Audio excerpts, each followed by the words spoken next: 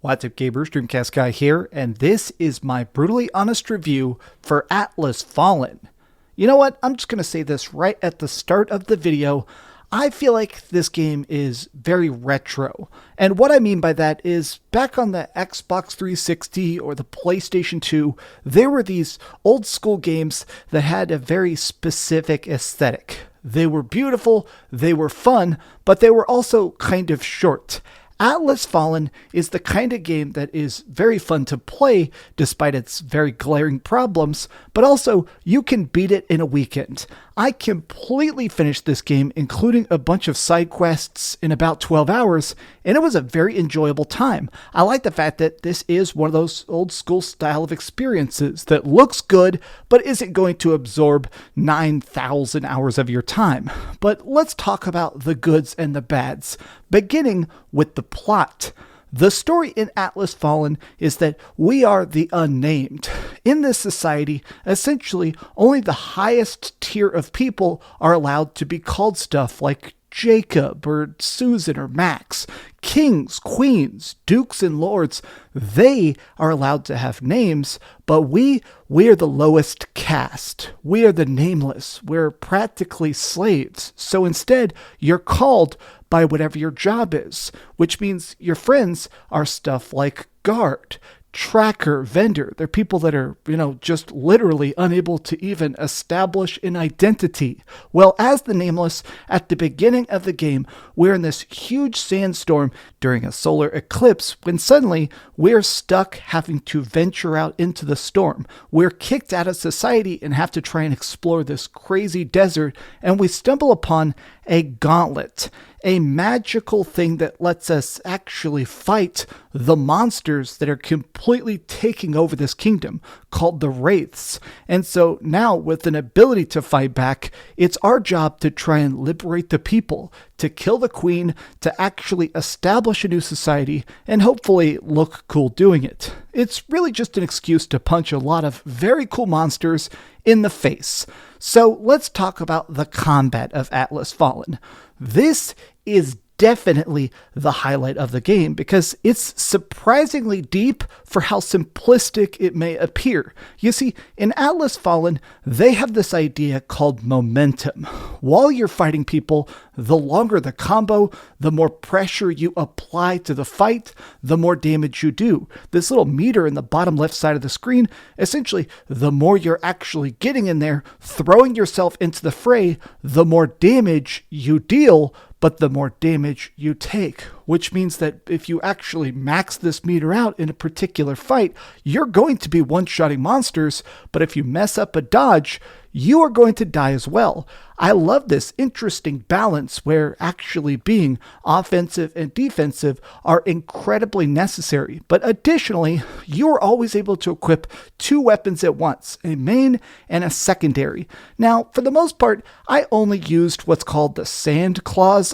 They're like the very basic original weapons. It's a really simplistic cleaver that transforms itself into like a hammer and stuff like that.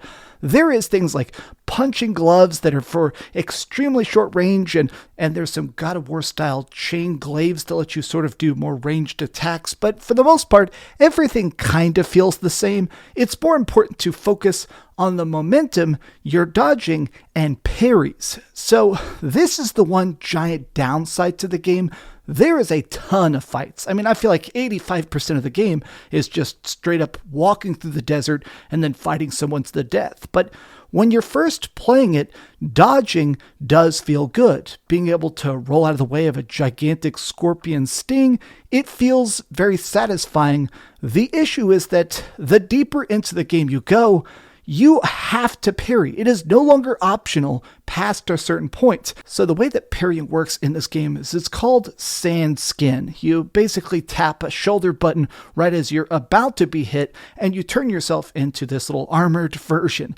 Now, if you keep parrying attacks, you can freeze enemies and get some very big, hefty attacks on them. And this is why it doesn't feel mandatory. A lot of the later bosses, a lot of the bigger foes hit you so freaking hard, you need to get good at parrying That way you can freeze them and unleash your ultimate attacks. So here's the other half of momentum.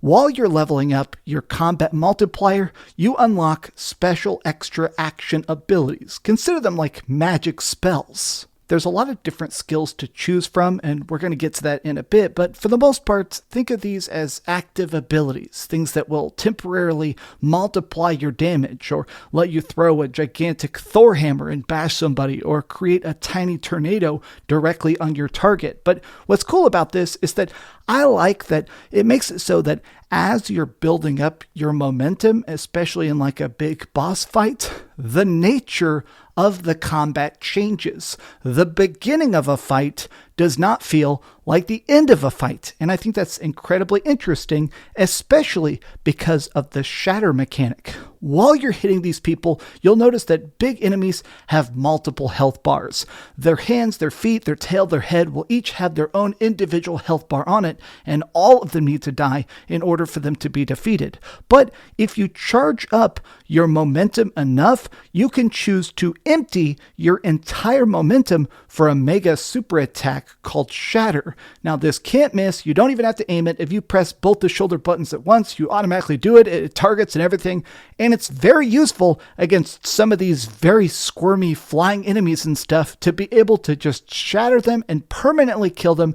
It's a nice effect, but this is cool for the most part. I will say the leveling system in this is a bit strange. If somebody is higher level than you, some of them will practically one-shot you, so it'll suck if you like pick up a side quest to clear out some like creatures in a mine and they happen to be too high level. They'll immediately kick your butt even if you are incredibly good at dodging and parrying, which doesn't feel great. And the way you actually upgrade yourself is by going to these anvils, and then once you go here, this is where you get a chance to actually spend your experience points, which are called essence, to upgrade your gear. Now, the weirdness of this is that leveling up your armor is your level. So if you have like level 9 armor, you can fight level 9 enemies. But if you have level 7 armor, you pretty much don't have a single shot in hell of actually defeating a level 9 scorpion. It just feels weird when you're practiced, you're good, you've got your talent points in the right spot, and yet somehow you're still losing. And I think it's because a lot of the passive bonuses when it comes to your gear and when it comes to your perks, a lot of these are just really simplistic. These unlocked passive abilities are just stuff like getting more materials or getting more money or finding artifacts easier or tracking treasure chests more seamlessly. I wish that power level was a bit more direct. I feel like it'd be nice if we had a more clear advantage to leveling up, despite just like basically, oh, now you're allowed to fight the next foe. Now, the other part of this is your gauntlet abilities. Now, I was talking about how as your momentum is leveling up in a fight, you get different special magic skills. You know, your hammers, your quick bursts, your tornadoes and stuff like that. These are all equipped on your gauntlet menu. And these are great because they are different styles of passive and active skills that are much more useful. The gauntlet tier thing here is incredibly active. It is incredibly engaging because you get to build these skills, you get to level them up, you can craft all sorts of different optional magic and then mix and match. This to me is the best part of the game, but now it's time to talk about the part of this that really hurts the experience. Atlas Fallen is incredibly repetitive. I will say this is one of the most repetitive games I've pretty much ever played. Most of the main missions are the exact same thing on different maps. As you reach each of the new areas, you get the exact same mission, which says, hey, it's time to gather shards to upgrade your gauntlet. Now, these give you new sort of skills, like, oh, now you can lift stuff out of the ground, so you got to gather shards that way you can lift a big gate. Oh, now we need to upgrade the gauntlet so we can get past this next big barrier by crushing chains and stuff like that. This is basically just an excuse to have you just wander the map and collect these little tiny rocks. And you do this multiple times. Now, the game is fun. I enjoy the combat, but this weird busy work over and over and over again in every single zone it feels lazy. It feels reductive. It feels like they came up with this incredibly cool momentum system. They came up with this brilliant way to want to make you want to fight. And then they were like, okay, how do we drag this game out for a full 12 hours? And this is what they came up with. Atlas Fallen is incredibly bizarre because it sort of feels like it overstays its welcome, and it's not even a long game. Like, the amount of tasks in this game that are not just sort of boring, but so repetitive, it's just bizarre the fifth or sixth time you're repeating an objective, and you kind of think, okay, the story isn't that great. The world is very gorgeous. I actually think the environments, the sand, the skills, a lot of this stuff looks great. Why am I still here? Why am I being time gated before progressing to a bigger, better part of the game itself? Atlas Fallen feels like a teeny tiny indie game while looking AAA. This has the appearance of a big budget game you'd see on the shelf at GameStop or in a trailer during E3, and yet when you actually play it, it definitely feels like 25 guys made this in their garage. I don't mean that as an insult, but if you're going into this and you've seen the trailers and you expect this is going to be like your big, crazy summer game, it's not quite that. This is a good time, but not for a long time. Okay, so we've heard some good and some bad, but let's go over to the ratings board and put a big number on it. I am giving Atlas Fallen a 7 out of 10.